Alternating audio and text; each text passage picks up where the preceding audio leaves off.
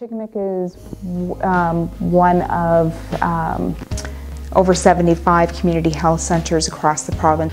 And with it, we all have a common bond through the Charter of Health and Wellbeing, which looks at attributes such as accessibility, sense of community. It's really centred around how do we keep our communities well and healthy. Chigimik is a community-governed, not-for-profit primary healthcare centre. So I always like to focus on the community-governed part of it because I think that's what makes us unique. So we serve our three cultures. For us, our board governance structure is 4 Francophones, 4 Aboriginals, 4 Anglophones. And it's totally an experiment. Oh yeah. Oh, Chigimik, absolutely Chigimik is an experiment in trying something different to reverse decades of patterns of behavior. The Community Health Center is unique in that it is an interdisciplinary team that doesn't just act as a doctor's office. So we reach out to the community where they are at. And what I mean by that is that we have a few unique things. Our community outreach worker goes to find the people who are difficult to find and who may be in the most distress. So to remove those barriers, we put things in place, like me going out in the community, sometimes on my own, sometimes with practitioners from Chigimik Community Health Center. And we continually meet with clients where they're at, so on the street, in their homes, sometimes in a park. Along with having doctors, nurses, dietitians, community outreach workers, what makes us truly stand out from other community health centers is that we offer free traditional healing. And it's actually open to anybody in the community. You don't have to be a client of Chigimik's. Well, without giving away their trade secrets too much, they might go through emotional energy to find past trauma. To get to the very roots of it. One of them carries 60, 70 different herbs with him when he comes here. And he's very good at mixing those together or giving separate herbal prescriptions. The healers are well versed in most of the ceremonies as well. You know, we are the kind of organization that can literally make a significant change happen in this community. Not only are we unique in our mandate and in our composition, but it's the fundamental principles of what a community health center is that are so exciting, because they're literally about touching people in this community in a way that they find something greater in themselves.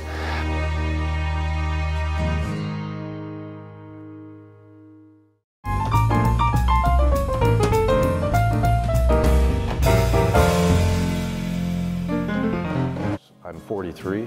I've smoked since I was probably 12. So I started coming here about 3 weeks ago. Throughout my life, since when I began, yeah, a little over 40 years. Yeah, it's been a long time.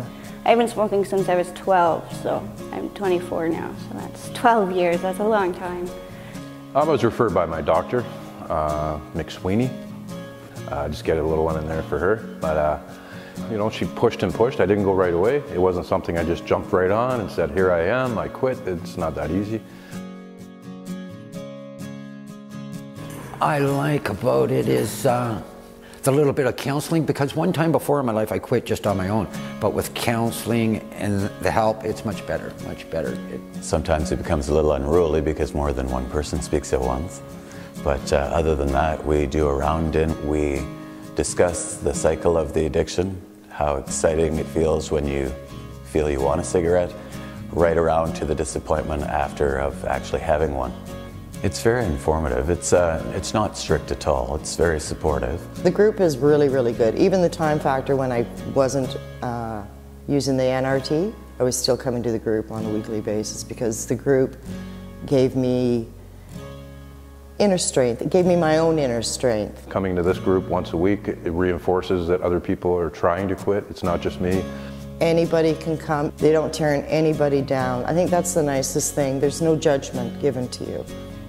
I would say to anybody that smokes, try the Quick Cafe and use the NRT products because they will help. It is. I look very forward. I'll put my patch out the night before. Like I put a patch on this morning and I went already and got another one and put it right on the table so it's there. You know what I mean? All of it together, I think. If you just went in and got the NRT without the counseling and without the support of everyone else in the group, it would be a lot harder, I find. I find being in the group with people that are on the same journey, it's a lot easier. You don't feel as alone. I want to be able to actually do stuff with my kids. Just playing with the kids and not having to worry about when I can stop and go have a cigarette, and yeah, it'll be nice. 30 years of smoking and now I'm pretty well smoke free, and I'm happy about that. And I'm happy that there is programs like this that encourage that, you know, because eventually I'll get more time in my life and I won't die a miserable death. Obviously I feel a lot better when I'm not smoking. I can taste food better, I can smell better. When I'm not smoking, I tend to work out a little bit harder. The overall feeling of well-being when I look in the mirror. I would say the Quick Cafe is inspiring. The Quick Cafe is like a very positive quit smoking program. The Quick Cafe is a fabulous group. Support. It's all positive direction, right? There's no negativity when you go in there, I find it. I think it's awesome. And beautiful. Quick Cafe is amazing, just amazing, I guess.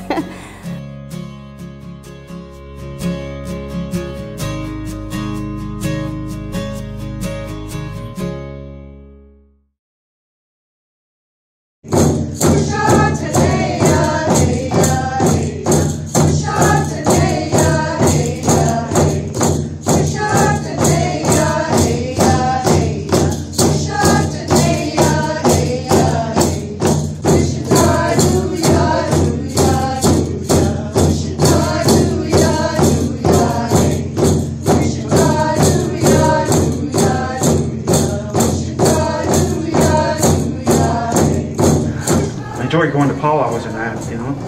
Yeah, sure. I guess it's probably the beat of Mother Nature. Yeah, the heart beating.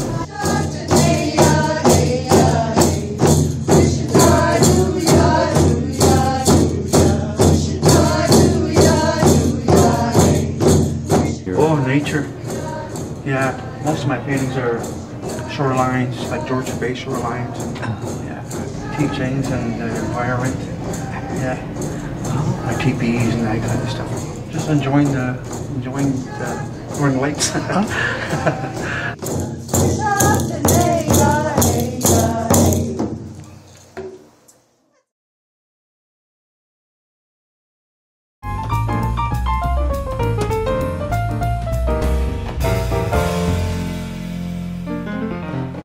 So I was invited to participate in Eat the Math by a local organization, the Karma Project, who has a focus on local food distribution and the 100-kilometer radius concept. But really the purpose of Eat the Math was to understand what happens for people on fixed income, like Ontario Works, Ontario's Disability Support Program. The income is so small that if you pay your rent, you've got little left for food. So that drives people to the food banks. And that's true across the whole province. So this is an awareness campaign. 10 of us in this community were invited to participate. I said yes. So I was given a box of 10 pounds, cans, boxes, no produce, no grains, no meat, 6 eggs, a liter of milk, Cheerios, Kraft Dinner, canned tomato sauce, canned corn and peas, that kind of stuff. High sodium content. The thing that hit me the most was, first of all, no choice. This is what I have. And we're used to choice. I'm used to choice. Then, after getting into it and kind of planning my meals, I had pretty adverse experience in terms of my digestion of these particular foods. The folks that live on that stuff have serious digestion issues as a result of the quality of the food and health effects that result from eating those foods. The other thing that I learned from this was that the foods that I got would not sustain me. 5 days was nothing. If I was on that for weeks and weeks and months, I would start to get run down. I wouldn't be able to hold this position because it demands a high energy output every day. I would lose my job likely. So it tells me a lot about the ability to sustain employment on this kind of diet. And the working poor who work through the day, they can't get to the soup kitchens to supplement that 10 pounds of food. It's not possible. What people receive on OWODSP is not enough to pay the rent and have a balanced diet, be able to afford a balanced diet. And we have clients here at Chigimik who show up with health issues as a result of that diet. So the message to the community here is, when you're considering donating to the food bank, be mindful of what you're giving. Look at the sodium sugar contents. Look at the protein and roughage contents. For those living on those fixed incomes, OWODSP, it's not enough. You can't pay your rent and feed yourself well. It's impossible. So that's got to change. For the working poor, there must be a living wage. Minimum wage is not enough. The call to the provincial government is to provide a living wage. Make minimum wage livable. It's not now. And that's got to change.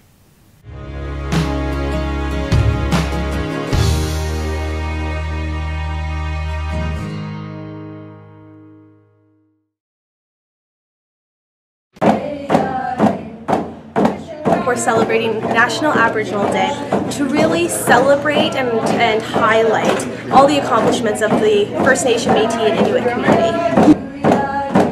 Chigimik is a tricultural organization, so we actually, throughout the year participate in various different activities that celebrate all the communities we represent as a centre. Today is the first time that we are actually hosting an Aboriginal event for National Aboriginal Day, but it definitely won't be the last.